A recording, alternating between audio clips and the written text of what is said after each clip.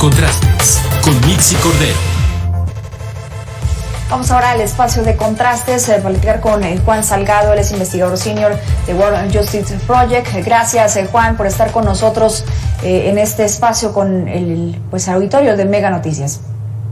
Muy buenas tardes, Mitzi, y saludos a la audiencia. Por supuesto que siempre es un placer poder platicar contigo, sobre todo en estos temas. Ya lo hemos platicado en otras ocasiones, el delito de extorsión, de cobro de piso, este delito que, a pesar de ser muy frecuente en nuestro país, el hecho que, en primera instancia, que llegue a ser una denuncia frente a las autoridades por las diferentes modalidades y características que tiene este delito es complicado. Además de que es complicado ir a interponer una denuncia, que te mandan de una fiscalía a otra o no sabes exactamente a dónde acudir. Y el segundo paso es cuando ya hay un proceso de una persona identificada con pruebas y demás en este sistema de justicia que tenemos, que llegue a ser una sentencia. ¿Qué tan complicado es que el hecho de llegar a hacer denuncia y después que llegue a ser una sanción que realmente se reconozca en nuestro país? Bueno, en realidad partimos de un problema de base, que nuestras fiscalías no tienen política de persecución penal estratégica. ¿Qué significa esto? Que debe, a partir de una estrategia, las fiscalías tener la posibilidad de atender los delitos que más están afectando a la ciudadanía. Y sin duda alguna que entre estos delitos está la extorsión, las distintas modalidades de extorsión. Tenemos la extorsión telefónica, tenemos la extorsión directa a comerciantes, a personas que están ganándose honestamente la vida. Tenemos también distintos tipos de extorsión que suceden a través de los hogares, de la comunidad. En ese sentido, las fiscalías deberían priorizar en su política de persecución penal la atención a las víctimas de la extorsión. Es decir, priorizar significa tener una aproximación victimológica, es decir, hacia las personas que están siendo víctimas, y por otra parte también tener fiscales especializados en la atención a la extorsión. Entonces creo que esa es la raíz del problema, ¿no? De realmente por qué es tan complicado, por qué es tan difícil.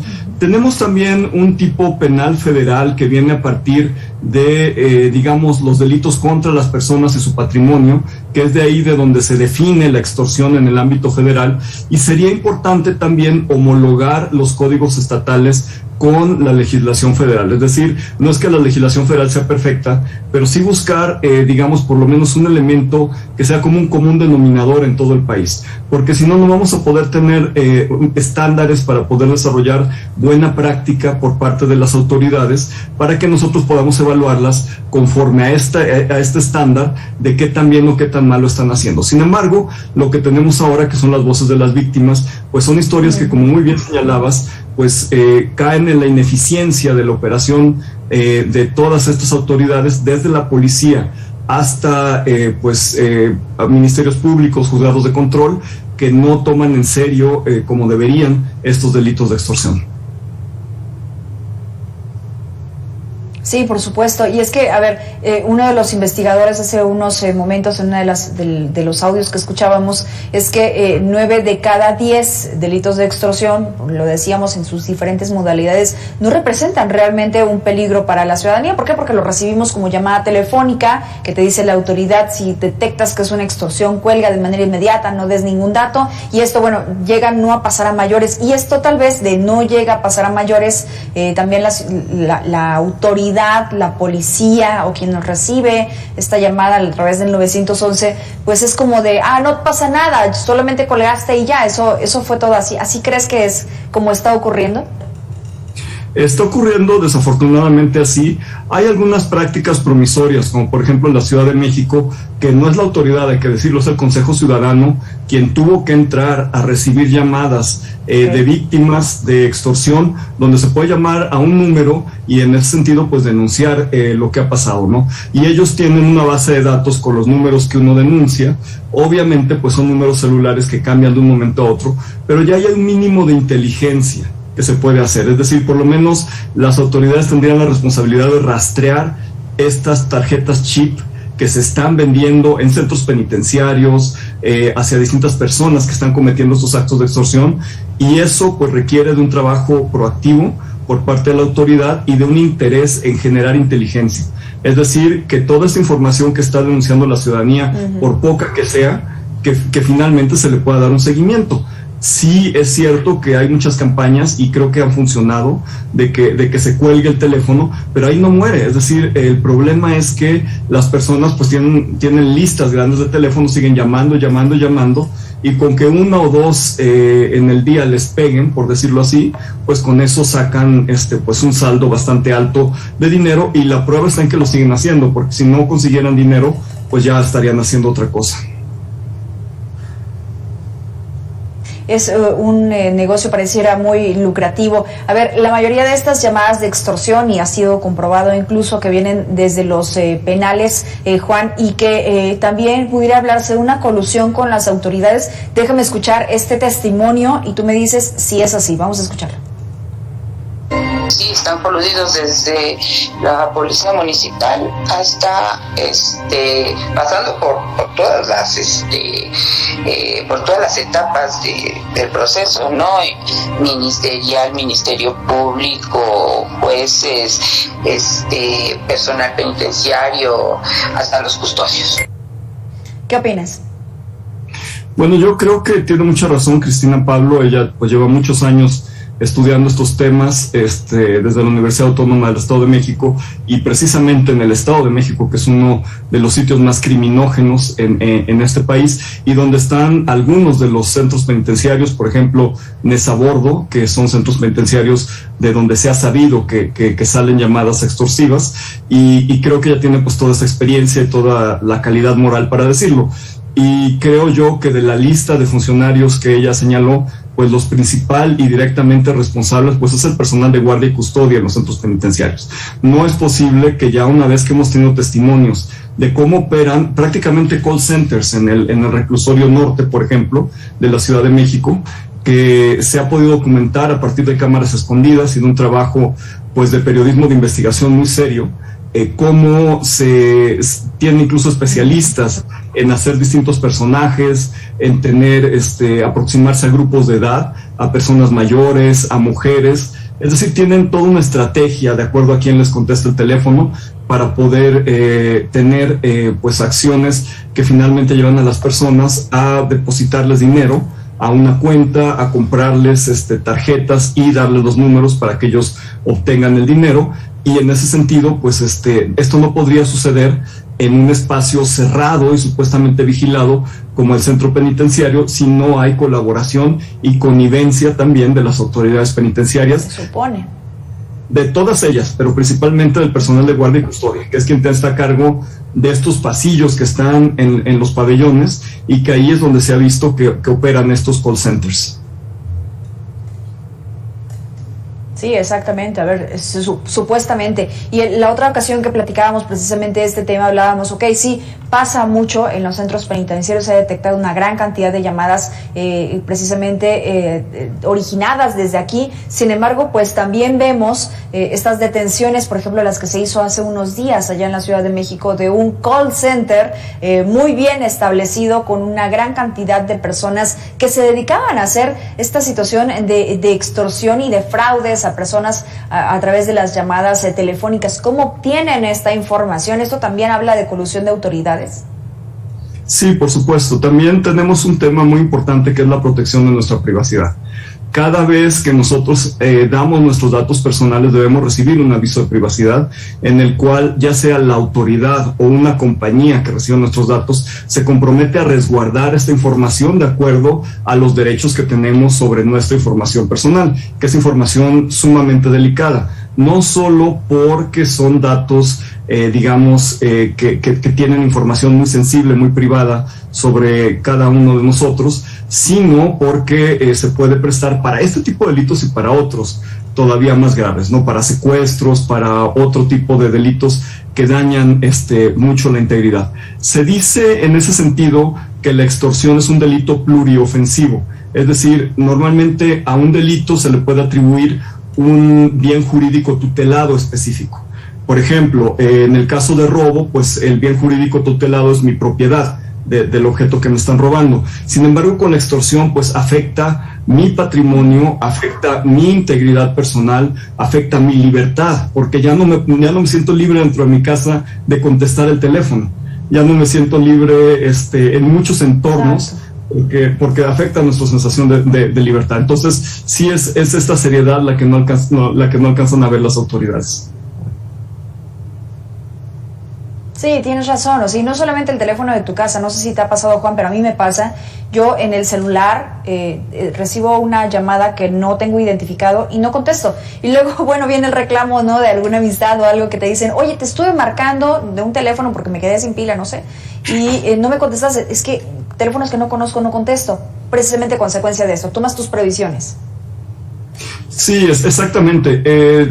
Me parece que hay pues una serie de medidas que se pueden tomar que son todas situacionales. Es decir, en primer lugar, una de ellas es no contestar los números que uno no reconoce y pues finalmente uno siempre puede devolver llamadas. Si una llamada es extorsiva, es muy difícil que nos contesten. Normalmente no contestan el teléfono cuando uno devuelve la llamada, pero aún así si lo hacen, pues uno puede detectar que no es una persona que uno conozca, que no es un servicio que uno haya solicitado, y también tiene la opción de bloquear esos números en el teléfono celular, lo cual, pues bueno, es algo que se debe hacer.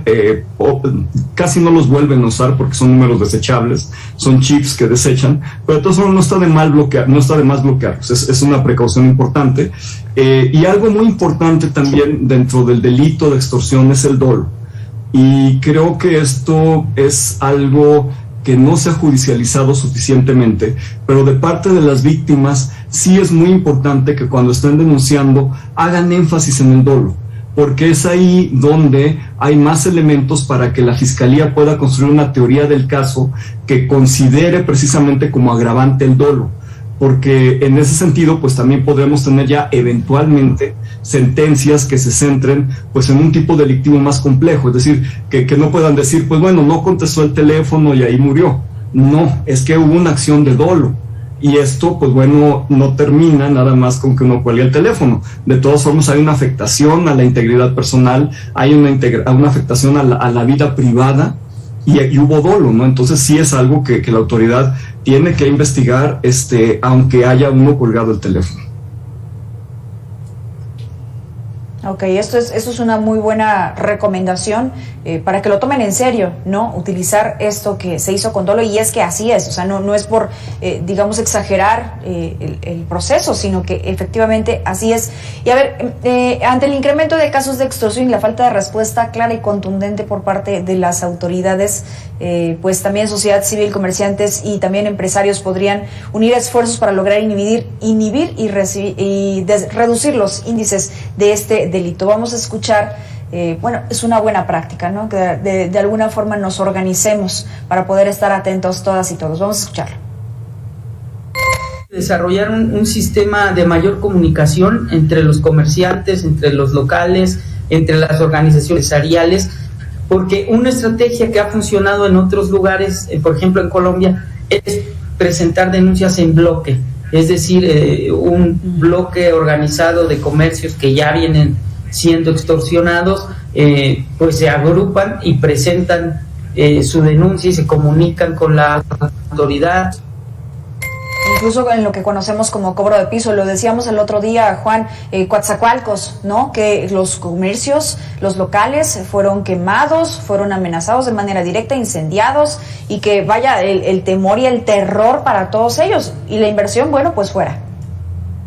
Sí, exactamente, lo mismo que hemos visto en Coatzacoalcos, lamentablemente también lo hemos visto en Ciudad Juárez y en varias partes del país que han sido pues afectadas por este tipo de extorsión que viene directamente de la delincuencia organizada. Y creo que la idea que está presentando Miguel Garza es muy importante, sobre todo porque está basada en la experiencia sí de Colombia, pero también de Guatemala, de Honduras, de países centroamericanos muy cercanos a nosotros, que han tenido este problema desde hace 15 o 20 años. Es decir, para nosotros es algo relativamente nuevo, pero para la región, sobre todo Centroamérica y Colombia, pues es algo que lleva muchos años sucediendo. Entonces, han tenido ya este tipo de respuestas, y la acción colectiva, que ya es posible de acuerdo a la legislación mexicana, tiene muchas ventajas. ¿Por qué? Porque tenemos un tipo penal que grosso modo y con las diferencias que hay a lo largo y ancho del país, deja entre 2 y 8 años, digamos, de sentencia en términos del delito de extorsión, ya que se puede comprobar. Y también, pues bueno, hay unas multas que generalmente pues no son cantidades muy cuantiosas. Yo creo que en el momento de hacer una acción colectiva, más allá de los años de pena, más allá de la multa, se tiene que buscar una reparación efectiva del daño. Es decir, sí se tiene que concentrar la acción legal en buscar no a quien hizo la llamada nada más, sino a la organización responsable de quien hizo esa llamada. Y esa organización responsable tiene que reparar el daño a estos comerciantes que se han quedado sin su negocio, a todas las personas que ahí trabajan, que se han quedado sin empleo. Es decir, hay un elemento de reparación del daño que se puede lograr a través de la acción colectiva y tenemos que buscarlo. Por supuesto que sí. Oye, a ver, en entrevista también con Mega Noticias, Jorge Lara, ex procurador de la PGR, nos dijo que este delito, particularmente el de extorsión, no es considerado un delito grave. Déjame escuchar a Jorge Lara, tú me dices si coincides así. El delito de extorsión no es un delito que esté contemplado por la ley como de delincuencia organizada. Existen varias propuestas que hemos impulsado incluso en el Congreso de la Unión para que se le dé el tratamiento de delito de la delincuencia organizada como el de secuestro o como el de narcotráfico o como el de pornografía infantil, etcétera. Pero no se ha aprobado este cambio legislativo que sería muy importante. Dime una cosa, no es considerado delito grave, pero sí es considerado como un delito de alto impacto. Bueno, en realidad eso depende más que del tipo penal, de la estrategia del sistema de justicia.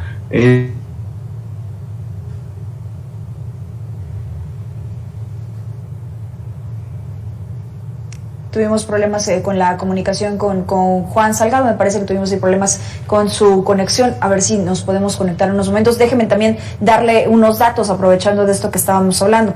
En 2022, en el año en el que estamos, en el primer trimestre, se registró un incremento de los delitos de extorsión, pero también de la cantidad de personas que acudieron a denunciar. Ya lo decíamos en un principio, es uno de los delitos en el que más se encuentra una cifra negra, porque la gente no acude a realizar este proceso que es presentar una denuncia. Juan, te perdimos por un momento, pero me decías.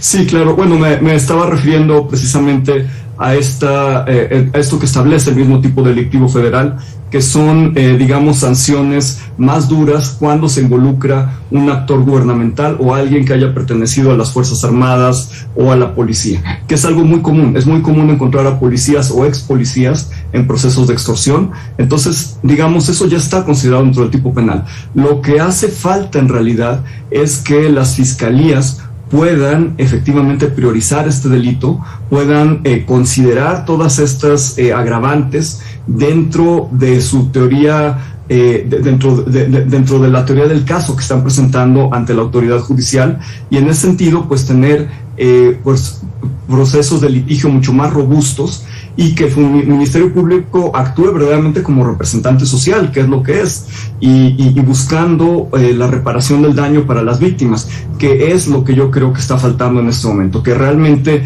el Ministerio Público, más allá de buscar encerrar a un grupo de personas en la cárcel por haber cometido un delito, si encierran a unos, al rato va a haber 10 más que lo van a estar haciendo. Eso no soluciona el problema. Se tiene que ir detrás de las cabezas de esto, se tiene que buscar reparación del daño y se tiene que ir a las causas raíz.